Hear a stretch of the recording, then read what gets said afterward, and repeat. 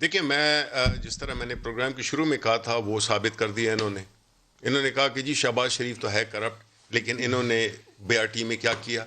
یعنی میں آپ کو کہہ رہا ہوں یہ ان کی ایک حکمت عملی ہے جس میں کہ یہ چاہتے ہیں کہ ہمارے اور ان کے درمیان کوئی فرق نہ رہے. یعنی کہ چور خود تو یہ مان چکے، پھر یہ ثابت کرنا یہ چاہتے ہیں کہ چونکہ ان کو ایک ڈفرینٹ لیول حاصل ہے، ان کو اس لیول پہ لایا جائے کہ جس میں اچھے برے میں تمیز نہ ہو سکے. یہ بنیادی ان کا آرگومنٹ ہے.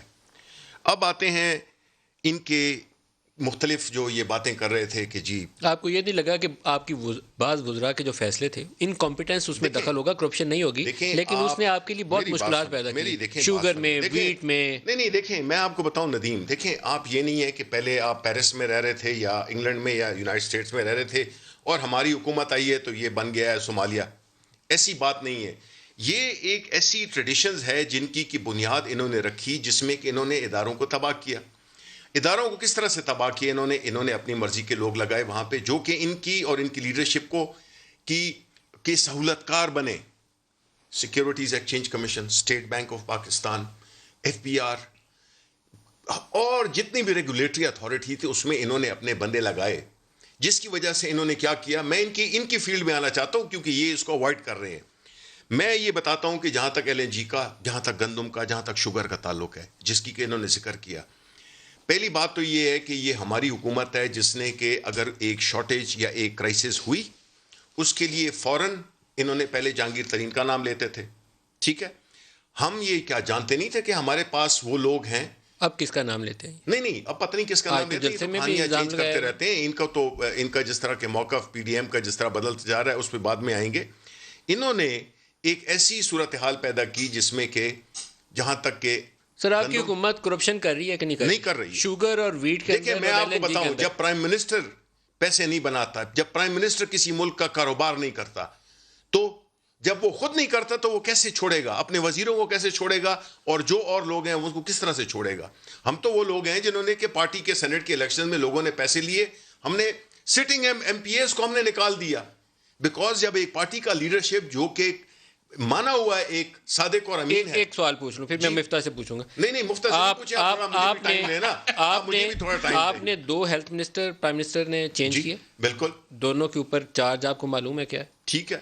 آپ کے جہانگیر ترین صاحب ایک کی لیڈر تھے آپ کے، ان کو ہٹایا گیا، وجہ آپ کو معلوم ہے؟ دیکھیں فائنانس منسٹر آپ کی حکومت میں آتے ہی 8 ماہ کے بعد تبدیل ہوئے. جی کیوں تبدیل؟ کون تھے؟ اسد عمر تھے. کیوں تبدیل؟ آپ کہہ رہے ہیں کہ وہ کرپٹ ہے. میں نہیں کہہ رہا. تو پھر آپ تو تاثر یہ دے رہے ہیں. کیوں تبدیل ہوئے؟ نہیں کیوں تبدیل ہوئے ہیں؟ دیکھیں میری بات سنیں آپ.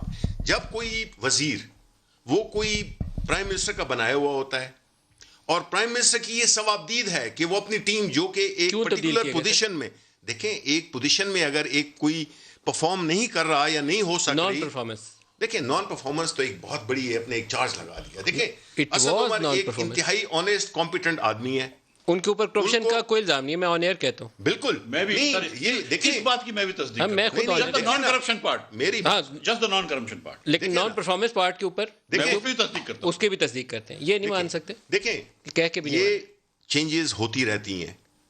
کل مجھے ہٹا دیا جائے گا، آپ کہیں گے کہ یہ کرپٹ تھا یا انکمپیٹنٹ تھا. ان میں سے ہو سکتا ہے کہ میں اس میں کسی ایک رول اپنا 2 ہیلتھ منسٹر کیوں تبدیل ہوئے؟ جی 2 ہیلتھ منسٹر کیوں تبدیل ہوئے؟ دیکھیں تبدیل ہوئے ہیں، یہ پرائم منسٹر کی ثوابدید ہے. وہ تبدیل کر سکتے ہیں کہ نہیں کر سکتے ہیں. انہوں نے کچھ کہیں گے سر؟ نہیں میں ایک سیکنڈ میں let me just finish. L N G کی بات یہ کر رہے ہیں، یہ ایک بڑا ان کا ایک کام. آپ نے شاہد خاقان جو ان کے گرو بنتے ہیں ایل این جی کے، ان کا حال آپ نے دیکھ لیا کہ جو ان کی جو ڈیبیٹ تھی اس میں یہ ثابت ہو گیا، جو کہ اسحاق ڈار کے انٹرویو میں ثابت ہو گیا. یعنی یہ ان کے ہیرے ہیں. اس میں کیا ثابت ہوا؟ میری کیا ثابت ہوا ہے؟ آپ نے اسحاق ڈار کا انٹرویو دیکھا ہے؟ میں نے اسحاق ڈار نہیں، شاہد خاقان میں ان کے پاس کوئی آرگومنٹ نہیں تھا. آخر میں وہ لڑنے لگے.